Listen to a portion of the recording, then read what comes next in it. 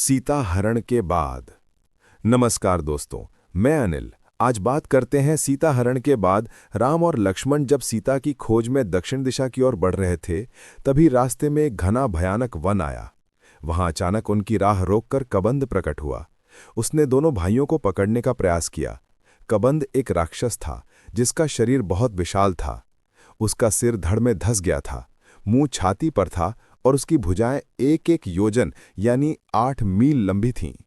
वो अपनी लंबी भुजाओं से राह चलने वालों को पकड़कर खा जाता था। असल में वो पहले गंधर्व था जिसका नाम विश्वावसु बताया जाता है। एक बार इंद्र के श्राप से वो इस विकृत रूप में राक्षस बन गया। उसे ये भी वरदान मिला कि केवल राम लक्ष्मण ही उसे मारकर उसके शाप से मुक्ति देंगे। कबंध ने गरज कर कहा, तुम दोनों मेरे आहार बनोगे, कोई भी इस वन से जीवित नहीं निकल सकता।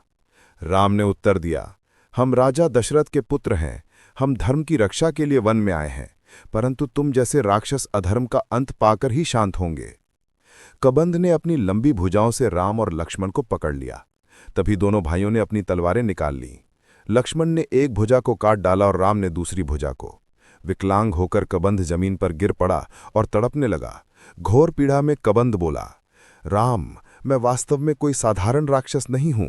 मैं पहले गंधर्व था, इंद्र के श्राप से यह विकृत रूप पाया। मेरे उद्धार का समय केवल तुम्हारे हाथों तय था। उसने कहा कि मृत्यु के बाद मैं अपने गंधर्व स्वरूप को प्राप्त करूंगा, परंतु इसके बदले मैं तुम्हें एक महत्वपूर्ण मार्गदर्शन दूंगा। कबंध ने राम से कहा, हे रघुनंदन, यदि आप अपनी पत्नी सीता को खोजना चाहते हैं तो ऋष्यमुख पर्वत पर जाइए। वहां वानर राज सुग्रीव रहता है जो अपने भाई बाली से भयभीत है। उससे मित्रता करें, वो आपकी पत्नी की खोज में अमूल्य सहयोग देगा।